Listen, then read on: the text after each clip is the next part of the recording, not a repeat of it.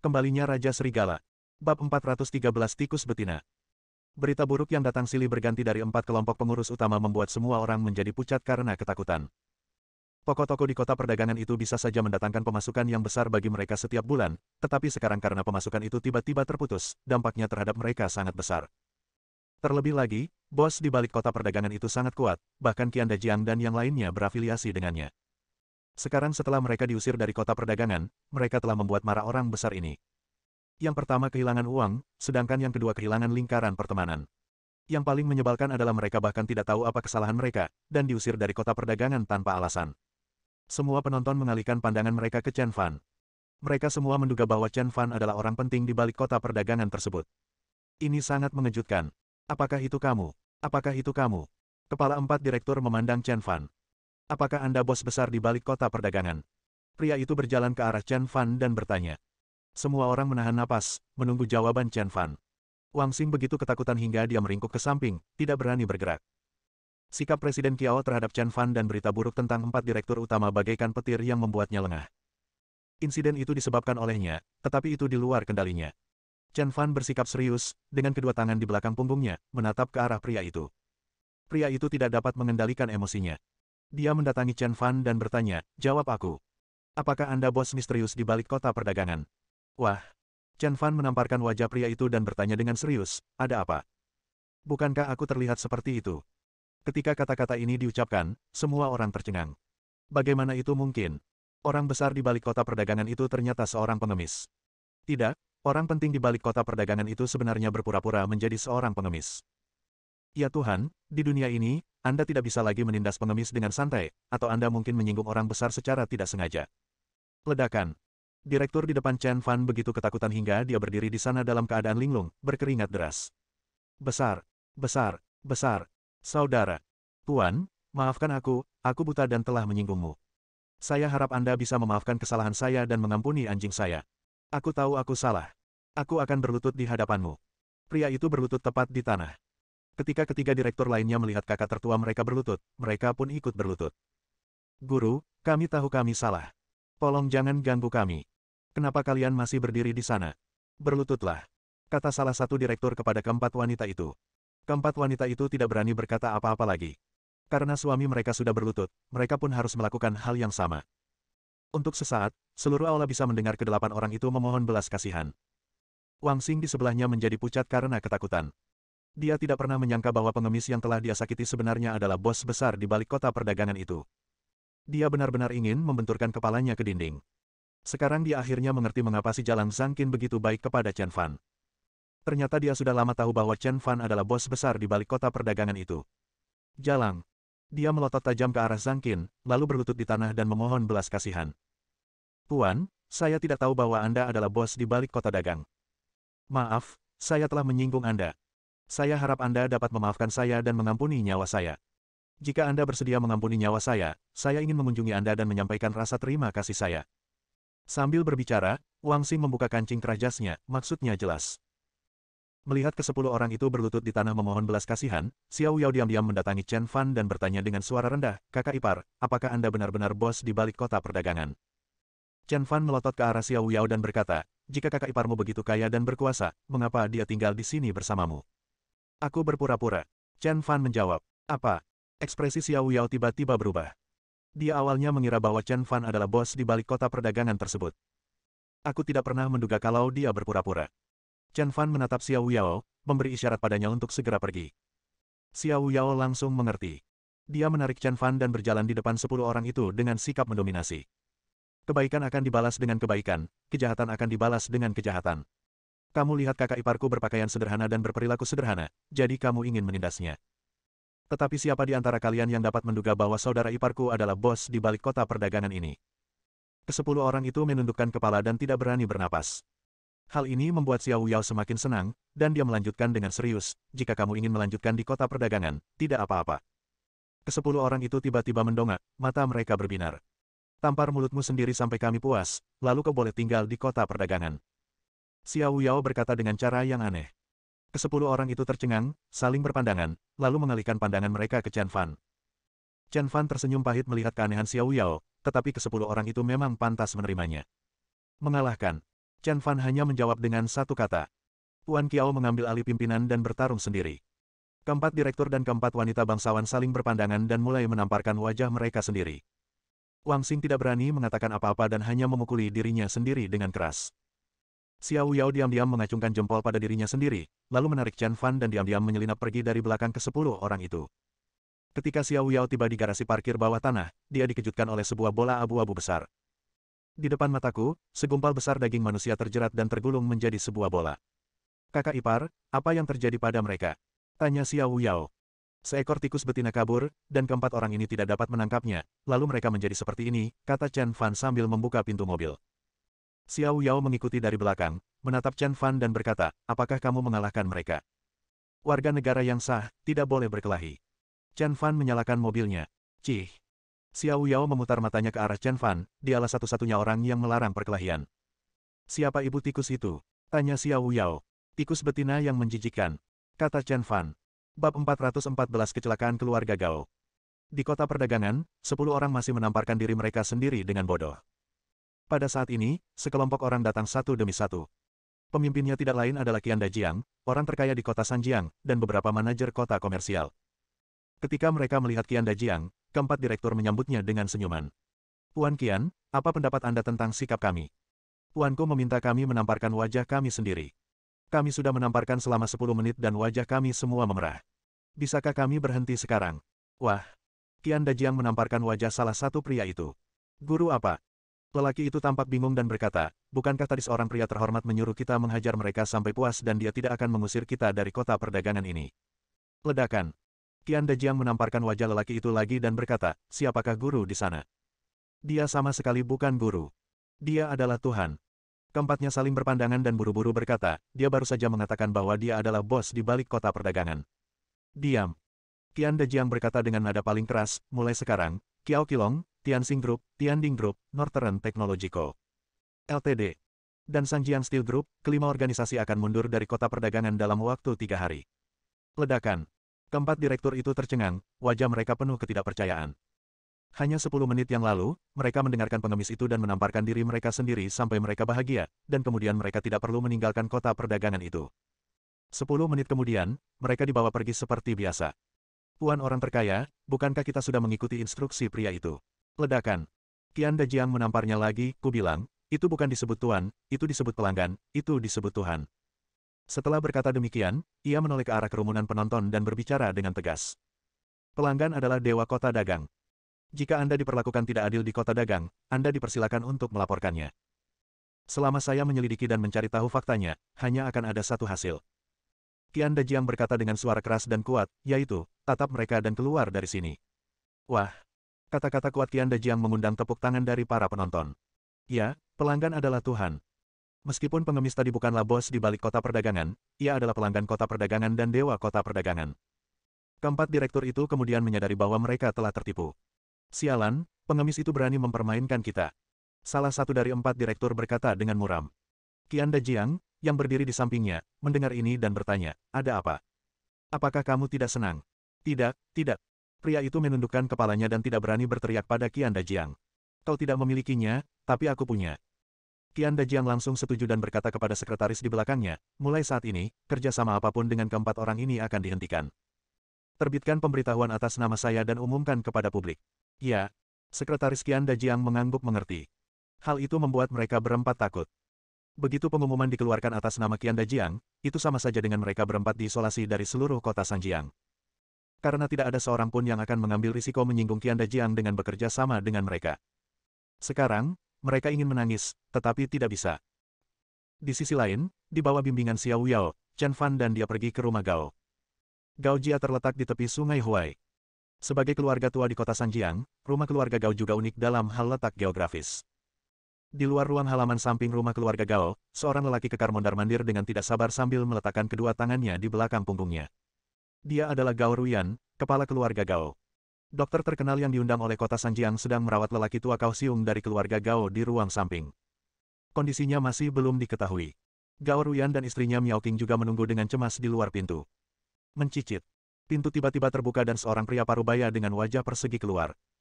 Nama panggilan pria ini adalah Liu Yixu. Dia adalah seorang tabib ajaib yang terkenal di kota Sangjiang. Gao Ruyan telah berusaha keras untuk mengundangnya dari kota Sangjiang. Gao Ruyan dan Miao Qing segera maju menemui mereka. Dokter Liu, apa yang terjadi? Gao Ruyan bertanya dengan cemas. Bagaimana kondisi ayahku? Miao Qing juga bertanya dengan penuh semangat. Liu Yishu tampak serius dan tidak berbicara. Gao Ruyan melangkah maju dan membungkuk. Dokter Liu, bolehkah saya bertanya bagaimana kondisi ayah saya? Liu Yishu menggelengkan kepalanya dan mendesah. Keponakan Gao, kondisi kakak Gao sangat aneh.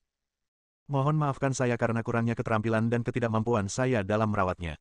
Apa? Gao Ruyan dan Miao Qing saling berpandangan, keduanya dengan ekspresi putus asa di wajah mereka. Dokter Liu, apakah benar-benar tidak ada obatnya? Gao Ruyan bertanya dengan susah payah. Ayah Cao Xiong adalah pilar keluarga Cao. Semua urusan keluarga Cao diputuskan olehnya sendiri. Cao Xiong, yang tadinya penuh energi di pagi hari, jatuh sakit hanya dalam satu sore. Siapa yang mengira kondisinya begitu serius? Begitu Tuan Gao jatuh, keluarga Gao pasti akan menghadapi masalah internal dan eksternal. Sekarang mengetahui hasilnya, Gao Ruyan tidak dapat menerimanya. Keponakan Gao, aku tahu sulit bagimu untuk menerima berita ini. Namun, jika aku tidak dapat menyembuhkan suatu penyakit, maka pada dasarnya tidak ada seorang pun di dunia ini yang dapat menyembuhkannya. Liu Yishu berdiri dengan bangga sambil meletakkan kedua tangannya di belakang punggungnya, dan berkata dengan acuh tak acuh, saudara Gao sekarang sudah hampir meninggal, dan situasinya tidak optimis. Anda harus mempersiapkan pemakamannya sesegera mungkin. Mendengar ini, wajah Gao Ruyan menjadi pucat dan dia merasa pusing. Mungkinkah keberuntungan keluarga Gao telah habis? Jika Liu Yishu pun berkata demikian, itu pada dasarnya sama saja dengan hukuman mati. Nyonya Miao Qing menangis semakin sedih. Keluarga Gao terjerumus dalam kesedihan yang mendalam untuk beberapa saat. Pada saat itu, seorang wanita seksi menyeret tas tangannya dan melompat ke dalam ruangan dengan gembira, sambil mendorong pintu hingga terbuka. Kakek, aku menghabiskan waktu lama untuk mencari pipa yang kamu inginkan. Bab 415 itu kamu. Wanita seksi itu mendorong pintu hingga terbuka dan melihat sekelompok orang duduk di sana dengan suasana hati tertekan. Ayah saya sendiri juga menundukkan kepala dengan tangannya, tampak sangat tertekan. Dan ibuku menutupi wajahnya dan menangis. Ibu dan ayah, ada apa dengan kalian? Tanya wanita seksi itu. Yalan, kakekmu. Miao Qing ragu-ragu untuk berbicara. Wah. Pipa giok di tangan Gao Yalan jatuh ke tanah dan pecah. Bu, ada apa dengan kakek? Gao Yalan bergegas mendekat dan bertanya. Miao Qing memalingkan kepalanya, menutupi wajahnya dan menangis dengan sedih. Ayah, apa yang terjadi pada kakek? Gao Yalan bertanya pada Gao Ruyan di sampingnya. Gao Ruyan mengangkat kepalanya yang lelah, menatap putrinya Gao Yalan, dan berkata, Yalan, kakekmu sedang sekarat. Pagi ini, setelah kamu pergi, kakekmu tiba-tiba pingsan dan tidak pernah bangun lagi. Ledakan. Gao Yalan tersambar petir. Tiba-tiba dia berdiri dan berkata, Ayah, apa ayah bercanda? Bagaimana kau bisa mempermainkanku seperti itu? Gao Yalan tumbuh bersama kakeknya dari Cao Xiong sejak ia masih kecil. Rasa cintanya kepada sang kakek bahkan melebihi rasa cintanya kepada kedua orang tuanya. Yalan, ayahmu tidak sedang bercanda, kakekmu memang bercanda. Miao Qing ragu-ragu untuk berbicara. Kamu berbohong. Gao Yalan jelas tidak percaya apa yang mereka katakan. Pada pukul 2 siang tadi, ia dengan senang hati berpamitan kepada kakeknya dan pergi membelikannya pipa. Kurang dari 3 jam setelah ia pergi, kakeknya jatuh sakit. Ia tidak dapat menerima kenyataan ini. Dia bergegas ke kamar kakeknya, di sana terlihat seorang lelaki tua bermata cekung dan berwajah muram sedang terbaring di tempat tidur. Ledakan. Gao Yalan tertegun, benar-benar membeku. Dia melangkah ke sisi kakek, memegang tangan kakek, dan berkata, Kakek, ada apa denganmu? Bukankah kita sudah sepakat bahwa aku akan membelikanmu pipa? Kakek, ada apa denganmu? Teriak Gao Yalan dengan nada memilukan. Dia memeluk dokter Liu Yishu dan berkata, Dokter, tolong selamatkan kakekku. Tolong selamatkan kakekku. Miao Qing memeluk Gao Yalan, menutupi wajahnya dan menangis, Yalan, kakekmu sedang sekarat. Omong kosongmu, kakek baik-baik saja. Gao Yalan mencengkeram Liu Yishu dengan erat dan berkata, Dokter, katakan padaku, kakekku baik-baik saja, katakan padaku, kakek baik-baik saja. Cepat traktir kakek. Liu Yishu menggelengkan kepalanya sambil menahan sakit di punggungnya dan berkata, Yalan, kami benar-benar sudah berusaha sebaik mungkin. Ledakan. Gao Yalan merasa seperti tersambar petir. Dia memegang kepalanya dan berteriak, apa maksudmu dengan berusaha sekuat tenaga? Apa maksudmu dengan berusaha sekuat tenaga? Bukankah kamu hanya menginginkan uang? Aku akan memberikannya kepadamu. Selama kamu dapat menyembuhkan penyakit kakek, aku akan memberimu uang. Aku akan memberimu sebanyak yang kamu inginkan. Liu Yishu minggir dan menggelengkan kepalanya lemah. Celepuk. Gao Yalan duduk langsung di tanah, ekspresi putus asa di wajahnya. Chen Fan dan Xiao Yao tiba di pintu rumah Gao. Pada saat ini, 3 penjaga keamanan langsung menghentikan Chen Fan dan yang lainnya. Halo, keluarga Gao tidak menerima siapapun, silakan kembali. Tanpa memberitahu Chen Fan dan teman-temannya tujuan mereka, salah satu penjaga keamanan yang agak gemuk menyarankan mereka untuk kembali. Halo, kami teman-teman Gao Yalan. Kami datang ke sini atas undangannya. Xiao Yao bersikap cukup baik. Dia mengeluarkan ponselnya dan menyerahkan riwayat obrolan dengan Gao Yalan kepada petugas keamanan. Keluarga Gao juga merupakan keluarga yang terkenal di kota Sanjiang. Meskipun tidak sehebat Qian Dajiang dan keluarganya, keluarga Gao juga merupakan keluarga kuno di kota Sanjiang dengan warisan yang mendalam. Oleh karena itu, Xiao Yao, si pembuat onar, akan sangat berhati-hati setiap kali dia pergi ke keluarga Gao. Petugas keamanan yang agak gemuk itu bahkan tidak melihat ke arah mereka, dan berkata dengan tidak sabar, sudah kubilang bahwa keluarga Gao tidak menerima siapapun, silakan kembali, tidakkah kau mendengarku? Kubilang, aku adalah nona Gaomu. Tanpa menunggu Xiao Yao menjelaskan dengan jelas, Chen Fan menginjak pedal gas dan bergegas maju. Hal ini membuat Xiao Yao ketakutan hingga dia berteriak kaget. Kakak ipar, ini tidak benar. Xiao Yao tidak pernah menyangka bahwa kakak iparnya akan bersikap begitu sederhana dan kasar. Gao Yalan adalah teman sebangkumu dan kalian memiliki hubungan yang baik. Dia seharusnya tidak menyalahkanmu, kata Chen Fan sambil memalingkan mukanya. Xiao Yao menundukkan kepalanya, menggigiti kukunya, dan tidak berkata apa-apa. Chen Fan tersenyum dan berkata, apapun yang terjadi, kakak ipar akan melindungimu. Liu Yishu menggelengkan kepalanya dan berkata, keponakan Gao, terimalah belasungkawa saya. Gao Ruyan berdiri dan berkata dengan ekspresi sedih, Tuan Liu, saya akan mengantarmu. Begitu mereka berdua berjalan ke pintu, mobil Chen Fan bergegas ke pintu. Gao Ruyan sudah dalam suasana hati yang buruk, dan ketika dia melihat ini, dia langsung marah dan bertanya, siapa ini? Wah! Chen Fan menghentikan mobil dan keluar. Siapa yang menelepon Gao Yalan? Dia sudah membuat janji, tapi tidak mengizinkannya masuk ke rumah. Di belakang Chen Fan, 3 orang penjaga keamanan bergegas menyusul. Melihat Gao Ruyan, dia buru-buru berkata, Tuan, kami tidak mengizinkannya masuk, tapi dia memaksa masuk. Gao Ruyan melirik Chen Fan dengan marah dan hampir kehilangan kesabarannya. Halo, Paman Gao. Xiao Yao menyapanya dengan suara yang manis. Saat dia melihat Xiao Yao, kemarahan Gao Ruyan menghilang. Yao, itu kamu. Pada saat ini, Gao Yalan juga berjalan keluar rumah. Saat dia hendak berbicara, dia melihat Chen Fan. Tikus betina kecil, itu kamu. Chen Fan menunjuk ke arah Gao Yalan dan berkata. Bab 416, Kebangkitan 7 Bintang. Itu kamu. Gao Yalan juga menyadari sekilas bahwa Chen Fan adalah sampah yang tidak bertanggung jawab di tempat parkir kota komersial. Mengapa kamu di sini? Chen Fan dan Gao Yalan menanyakan pertanyaan yang sama hampir pada waktu yang bersamaan.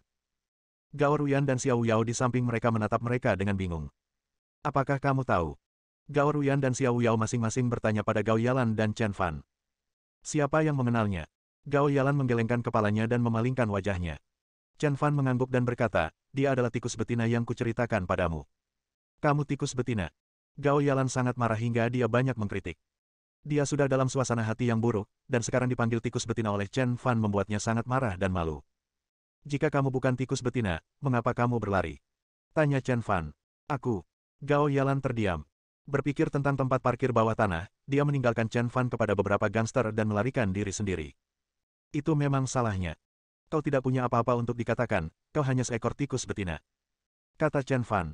Kamu, Gao Yalan sangat marah hingga wajahnya memerah. Yalan, apa yang terjadi? Tanya Gao Ruyan. Gao Yalan menghentakkan kakinya lalu menceritakan keseluruhan ceritanya secara rinci. Setelah mendengar ini, Gao Ruyan berkata kepada Chen Fan dengan ekspresi menyesal di wajahnya, anak muda, aku benar-benar minta maaf. Aku seorang gadis yang bertindak gegabah dan menipumu. Aku benar-benar minta maaf. Baiklah, setelah pemakaman keluarga Gao selesai, aku akan meminta maaf dan menebus kesalahanku padamu, anak muda. Bagaimana menurutmu? Meskipun Gao Ruyan adalah kepala keluarga, dia tidak sombong dan selalu membedakan antara masalah publik dan pribadi. Pemakaman. Chen Fan tampak bingung. Yao, awalnya aku ingin menjemputmu, tetapi kakekku tiba-tiba. Jadi aku tidak jadi menjemputmu. Aku harap kamu bisa memaafkanku. Kata Gao Yalan dengan rasa bersalah. Ternyata Gao Yalan tidak pergi menjemput Xiao Yao karena kakek Gao jatuh sakit. Xiao Yao meminta maaf berulang kali, tidak apa-apa, Yalan. Namun, Chen Fan tiba-tiba melangkah memasuki ruangan. Hei, apa yang kau lakukan? Gao Yalan adalah orang pertama yang bereaksi. Meskipun dia merasa bersalah tentang apa yang terjadi pada Chen Fan di garasi parkir di kota komersial, sikapnya terhadap Chen Fan tidak banyak membaik. Selamatkan orang-orang. Kata-kata Chen Fan tenang dan kuat. Semua orang tercengang dan tampak curiga. Yao, apakah temanmu menguasai ilmu medis? Tanya Gao Yalan. Xiao Yao tiba-tiba tercengang. Jika saudara iparku memiliki kemampuan medis, aku akan menjadi ibu suri surga. Dia berharap bisa menumbuhkan 8 kaki dan menarik Chen Fan kembali. Namun, kecepatan Chen Fan masih terlalu cepat. Omong kosong. Sebagai sahabat selama bertahun-tahun, Gao Yalan dapat mengetahui dari ekspresi Xiao Yao bahwa Chen Fan tidak memiliki pengetahuan medis sama sekali. Gao Ruyan juga berkata dengan tergesa-gesa, Dokter Ilahi Liu, aku akan mengirimmu ke sini terlebih dahulu. Ayahku telah meninggal dunia dan tidak dapat dihina oleh orang lain. Liu Yishu menggelengkan kepalanya dan berkata, tidak apa-apa. Sekelompok orang bergegas ke ruang sayap, dan Liu Yishu mengikuti dari dekat. Di dalam rumah, Miao Qing berlutut di tanah, menangis dengan sedih. Melihat Chen Fan tiba-tiba masuk, dia mengangkat kepalanya dan berkata dengan waspada, siapa kamu? Apa yang ingin kamu lakukan? Chen Fan tidak menjawab, melainkan berjalan langsung ke Cao Xiong, memegang tangannya dan memeriksa denyut nadinya. Miao Qing berkata dengan marah, siapa kamu? Apa yang sedang kamu lakukan? Setelah Chen Fan selesai memeriksa denyut nadi Cao Xiong, dia tahu betul situasi Cao Xiong. Dia menatap Miao Qing dan berkata, dia masih bisa diselamatkan. Miao Qing tertegun, kemudian dia merasa bahwa pria ini berbicara omong kosong. Liu Yishu, tabib Liu berkata bahwa ayahku sudah tidak bisa ditolong lagi. Kau masih anak muda, apa kau pikir aku akan percaya padamu? Usia dan pakaian Chen Fan tidak terlihat seperti seseorang yang mengerti ilmu pengobatan, jadi Miao Qing sama sekali tidak percaya dengan apa yang dikatakan Chen Fan. Dukun. Dua kata sederhana, Chen Fan, memang sangat hebat. Miao Qing secara langsung terintimidasi oleh aura Chen Fan, yang memberikan perasaan seolah-olah ada pasukan yang mendekati kota. Chen Fan diam-diam melafalkan Bai Hui, Feng Qi, Tiansu dan titik akupuntur lainnya, lalu perlahan-lahan menusukkan jarum perak steril ke titik-titik tersebut. Ding-ding. Ketiga jarum perak itu mengeluarkan suara auman naga yang samar. Jika Anda perhatikan dengan seksama, Anda akan menemukan gumpalan kecil napas putih yang mengambang di jarum perak itu seperti dupa. Apa yang kamu lakukan pada kakekku? Apa kau tidak tahu kalau kakekku sudah meninggal? Kenapa kau mengusik mayatnya? Meninggalnya sang kakek sudah membuat keluarga Gao sangat sedih dan menyesal, namun Chen Fan tetap saja memukuli mayat tersebut, yang sungguh tidak manusiawi. Bagaimana Gao Yalan bisa menanggung penghinaan seperti itu? Xiao Yao juga tampak tercengang. Tindakan kakak iparnya sungguh terlalu gegabah. Kakak ipar, silakan mundur. Kata Xiao Yao sambil menjabat tangannya. Chen Fan tidak punya niat untuk berhenti. Dia lalu memberikan 3 suntikan lagi kepada Ten Gao. Ketika Chen Fan mengangkat jarum ketujuh, Gao Yalan berdiri tepat di depan Chen Fan. Sudah kubilang berhenti. Jika kau menyentuh kakekku lagi, aku tidak akan pernah memaafkanmu. Gao Ruyan juga datang dan berkata dengan sedih, adik kecil, aku tahu kamu ingin menyelamatkan orang, tetapi ayahku benar-benar sudah tiada. Aku harap kamu bisa membiarkannya beristirahat dengan tenang. Minggir. Chen Fan mendorong Gao Yalan dengan dingin dan kejam, berkata dengan serius, dia belum mati, masih ada harapan. Gao Yalan ketakutan melihat keseriusan Chen Fan yang tiba-tiba dan minggir. Gao Ruyan juga menutup mulutnya. Chen Fan memberikan Cao Xiong tembakan terakhir di dada kiri. Jarum pemulih jiwa bintang 7. Bersambung.